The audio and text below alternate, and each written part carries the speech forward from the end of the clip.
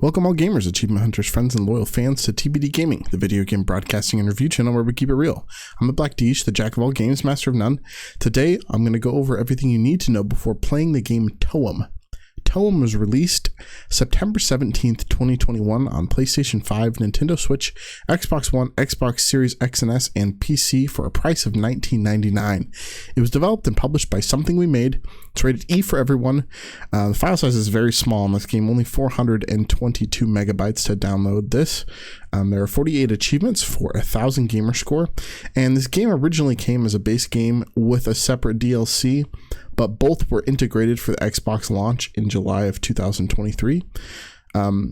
This game is estimated to take around 6 hours on how long to beat. True achievements right there along with it, 6 to 8 hours for 1,600 true achievement points. And this game took me 4 hours and 25 minutes to complete. TOEM is a hand-drawn photography adventure game. You play as an adventurer who, after hearing of tales of a magical tome from their grandma, sets off on an expedition to photograph that said natural phenomenon, so to say. The game is unlike any other photography games I've ever played because it's hand-drawn. It's very beautiful. It's all black and white. And I think that the graphics work really well with the theme of this game. I think it just all kind of comes together for a really cool and really artistic experience. There's no color in the entire game at all. It's all black and white and shades of gray, except for one photograph that you take near the end of the game that will take your breath away, but I will not give that away. I will let you find out what that is on your own. I won't be the spoiler of that. So, things I liked about TOEM: the mechanics are very smooth. I didn't have any issues platforming or photographing anything.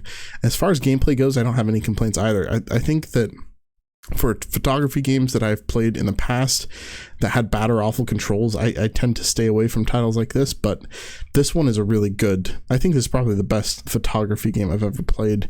So that goes a long way, I think, in endorsing TOEM as a title to pick up and play. I love also the costume pieces that you can earn along the way, whether it be a sun hat, flip-flops, or a monster mask and some speed boost sneakers.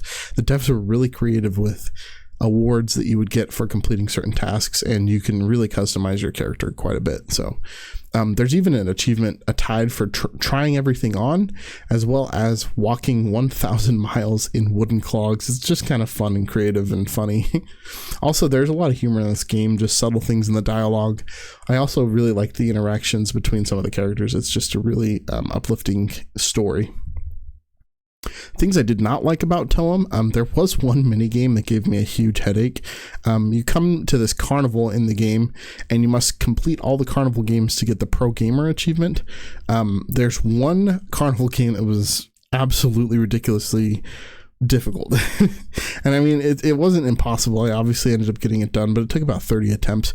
It's basically a miniature version of Guitar Hero, but the timing is just a tiny bit off with the music. So if you're listening to the music, it almost throws you off more than it would to just turn the music off. At least that's what I found. So I had a little bit of trouble with that the first, 20 to 30 times before I finally got the hang of it and got the 3,000 points necessary to complete that. There's also a lot of achievements in this game. There are 48. I think that's kind of has to do with the fact that it was a base game and a DLC before they combined the two, but they lumped all the achievements with from the DLC into the base game. So it's all for 1,000 gamer score still. And I think that was done on purpose for the release on Xbox, just to kind of streamline everything and to include that extra experience without having to charge people for it. So I actually really like that aspect of it, that I didn't have to end up buying the DLC for this game in order to get more gamer score. But it was more work just to get that base 1,000 anyway. So it kind of is like a give and take, but it's cool if you like the game a lot and you want to experience the DLC without having to pay for it. So I would recommend a guide too. There is a lot of things going on as far as achievements go in this game. It's not necessary, but it might help streamline your time spent in this game, just because there are a lot of moving parts. There are a lot of things going on. So, quick analysis: the storyline is short, gameplay is enjoyable, mechanics are better than I expected, graphics are hand-drawn, and it isn't difficult, but getting the completion does take some attention to detail. Is it worth the price? Maybe. I don't know if I'd pay $20 for this, but then again, this isn't my favorite type of game. So if you enjoy this type of thing, it might be worth it. Is the game on Game Pass? Yes, it is. That's the only reason I played it, of course. Is the grind worth the gamer score? I would say so. It's not too difficult. It only took 4.5 hours. So I would say it's also a pretty easy completion with a guide. If you're just following along and trying to, if you know exactly where you need to go and what you need to do, it's not a very hard game to complete. And would I play this game if I had no achievements? Honestly, no. I'm not a huge fan of photography games, but by far, this is the best one I've played. I've played probably 5 or 6 titles like this, and some of them have been very bad. I think probably the worst game I ever played was a game very similar to this. I'm not going to say the name of it on on this video. I might review it some other time, but that's this game. TOEM is going to get a 6.75 out of 10 for a TBD score.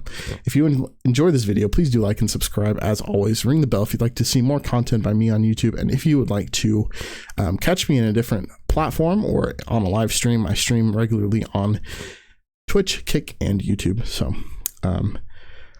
I guess we'll see you next time. Thank you.